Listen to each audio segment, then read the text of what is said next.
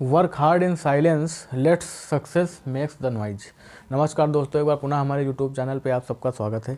हमने ट्रायंगल शुरू किया था, आपको ट्रायंगल के टाइप्स बताए थे, उसके टाइप्स कैसे पहचाने जाते हैं ये बताया था। तो उसी से बेस्ड हम आपको कुछ सवाल कराएंगे।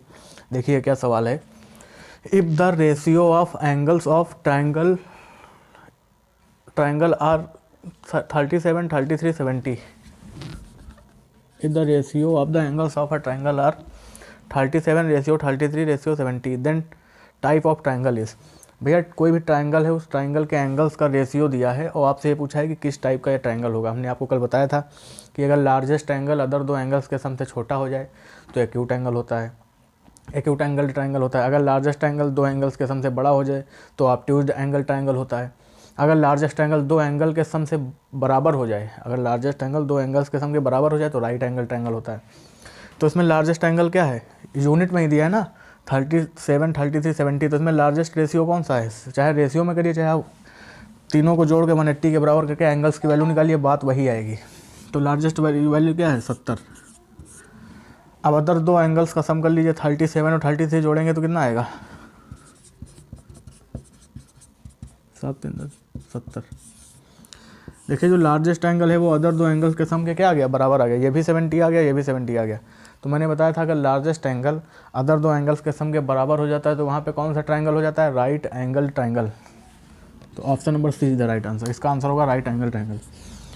अब देखिए आपको अगर तरीके नहीं पता होता तो इसमें आप बहुत लोग कन्फ्यूज हो जाते हैं कि इसका आंसर कैसे निकाला जाए। तो हमने आपको तरीका बताया भी था कल कैसे पहचाना जाता है, तो इस तरह से पहचाना जाता है। उम्मीद करता हूँ कि क्वेश्चन आपको समझ में आया होगा। जिसको नोट करना हो नोट कर सकता है। एक क्वेश्चन और देख लीजिए इसी टाइप का। If the ratio of angles of a triangle are 29, 18 and 56, then type of triangle is. देखिए इसमें लार्जेस्ट कौन सा होगा, रेशियो क्या दिया है, 29 रेशियो 18 रेशियो 56। भाई लार्जेस्ट वही होगा जिसका रेशियो बड़ा होगा, तो लार्जेस्ट हो गया 56। अब अदर दो एंगल्स के सम कर लीजिए तो 29 और 18 कितना आएगा, 47 आएगा। अब देखिए जो लार्जेस्ट एंगल है वो स्मॉल अदर दो एंगल्स के सम से क्या है, बड़ा है। जब लार्जेस्ट एंगल अदर दो एंगल्स के सम से बड़ा हो जाता है तो वहाँ पे क्या होता है, ऑब्ट्यूज एंगल बनता है। तो यहाँ पे कौन सा ऑब्ट्यूज एंगल ट्रायंगल बनता है, तो यहाँ पे कौन सा ट्रायंगल बनेगा, ऑब्ट्यूज ट्रायंगल। उम्मीद करता हूँ कि आपको समझ में आया होगा। देखिए मैं ट्रायंगल का आपको एक कॉन्सेप्ट और बता रहा हूँ, देखिए देख लीजिए अच्छे से क्या होता है कॉन्सेप्ट। जैसे ट्रायंगल है कोई, ठीक, ए बी सी। कॉन्सेप्ट ये है कि अगर ट्रायंगल का जो सबसे बड़ा एंगल होता है उसके सामने की जो साइड होती है वो सबसे बड़ी होगी। ट्रायंगल का जो सबसे बड़ा एंगल होता है उसके सामने की जो साइड होती है वो क्या होती है, सबसे बड़ी होती है। और ट्रायंगल का जो सबसे छोटा एंगल होता है उसके सामने की साइड क्या होती है, सबसे छोटी होती है। ठीक, ये कॉन्सेप्ट आपको मैं बता रहा हूँ।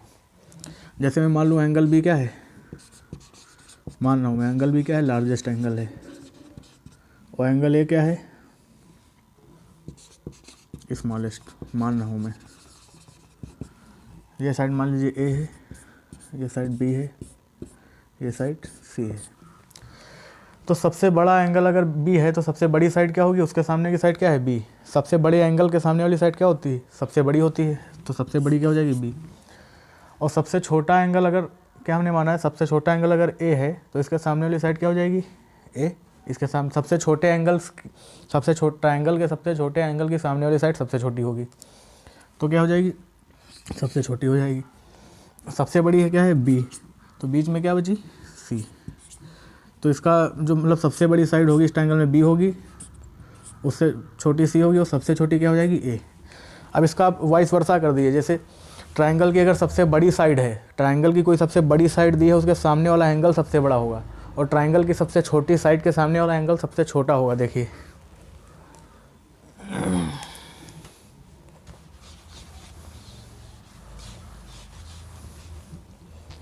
जैसे मैं ट्रायंगल बना रहा हूँ,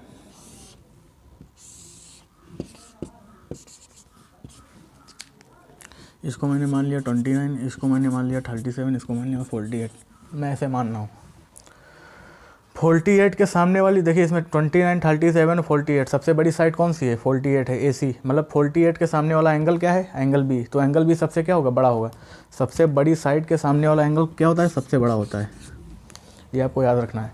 सबसे छोटी साइड क्या है, 29 है। 29 के सामने एंगल कौन सा है, एंगल सी। तो एंगल सी क्या होगा, सबसे छोटा होगा। बीच में कौन सा एंगल बचा, एंगल ए। तो ये हो जाएगा। एंगल भी सबसे बड़ा होगा, एंगल ए उससे छोटा होगा, एंगल सी सबसे छोटा होगा। ये एक कॉन्सेप्ट है। अभी मैं इस पर आपको एक सवाल भी कराऊंगा, इसको आप समझ लीजिए, इसको आप नोट कर लीजिए। मैंने अभी जो आपको कॉन्सेप्ट बताया उस पर आप एक सवाल मैं बता रहा हूँ। In a triangle angle A is greater than angle B which is true. ये देखिए साइड्स में रिलेशन बताना है कि कौन सा सही होगा, कौन सा कथन सही है। Angle A is greater than angle B है, अगर क्या है angle A is greater than angle B. Triangle में एंगल सी की वैल्यू कितनी दी है 60, ये फिगर में दिया हुआ है। किसी भी ट्राइंगल के तीनों एंगल्स का सम क्या होता है 180 डिग्री होता है। अगर एंगल सी 60 हो जाएगा तो बचे हुए एंगल बी और एंगल ए का सम कितना बचा होगा, एंगल ए और एंगल बी का सम कितना बचेगा 120, है ना। अब इसमें यह कहा गया है कि एंगल ए जो है एंगल बी से क्या है बड़ा है। इसका मतलब अगर एंगल ए और एंगल बी दोनों बराबर होते तो 60-60 के होते, 60-60 के कर देते तो आइसोसेलेस हो जाता, तीनों बराबर हो जाते, लेकिन इसमें कोई ऑप्शन नहीं है। इसका मतलब एंगल ए को बड़ा रखना है, तो मैं एंगल ए को 60 से बड़ा कोई भी मान लूँ, 65 मान लूँ। मैंने अगर एंगल ए को 65 मान लिया तो एंगल बी कितना आ जाएगा, दोनों का सम अगर 120 आया है कितना आ जाएगा भाई 55, एंगल बी कितना आ जाएगा 55। तो देखिए एंगल ए एंगल बी से बड़ा, ये मैं अपने हिसाब से मान रहा हूँ, सवाल लगाने का तरीका है। एंगल ए 65 हो गया, एंगल बी 55 हो गया, इसका मतलब क्या है एंगल ए एंगल बी से बड़ा हो गया। अब मैंने आपको भी कॉन्सेप्ट बताया कि ट्राइंगल के सबसे बड़े एंगल के सामने जो साइड होती है, ट्राइंगल के सबसे बड़े एंगल के सामने जो साइड होती है वो सबसे बड़ी होती है। तो 60, 55, 65 में सबसे बड़ा कौन सा है 65, इसके सामने साइड कौन सी है ए, तो सबसे बड़ी कौन सी हो जाएगी ए। सबसे छोटी साइड, सबसे छोटा एंगल कौन सा है 55, 60, 65 और 55 में सबसे छोटा एंगल 55 है, इसके सामने कौन सी साइड है बी, तो ये सबसे छोटी हो जाएगी। बीच में क्या बचेगी सी, तो ये रिलेशन आ जाएगा। This is the right answer, option number D is the right answer. उम्मीद करता हूँ कि आपको समझ में आया होगा। अगर कोई डाउट रहा हो तो कमेंट में लिख सकते हैं। देखिए ज्योमेट्री है, आप 1-2 बार इसको देखेंगे तो आपको बिल्कुल समझ में आएगा। देखिए मैंने आपको कुछ कॉन्सेप्ट बता दिए। अब एक ऐसा कॉन्सेप्ट बताऊंगा कि आपको ये पहचानना है कि ट्रायंगल फॉर्म हो सकता है नहीं हो सकता है। अगर 3 साइड्स दी हैं तो आपको ये पता करना है कि ट्रायंगल फॉर्म होगा या नहीं होगा, मतलब ट्रायंगल बनेगा कि नहीं बनेगा। ये आप कैसे जानेंगे, ये भी तो जानना ज़रूरी है। तो मैं आपको बता रहा हूँ कैसे आप जान सकते हैं। मान लीजिए कोई ट्रायंगल है, ये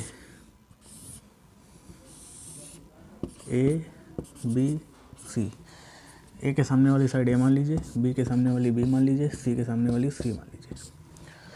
अब इनकी क्या शर्तें हैं जिससे आप ये कह सकते हैं कि ट्रायंगल फॉर्म हो सकता है। तो कोई भी एक साइड पकड़ लीजिए, मैंने ए पकड़ ली पहले, तो अदर जो साइड्स बची हैं उनके दोनों के सम से जो तीसरी साइड हमने उठाई है वो छोटी होनी चाहिए।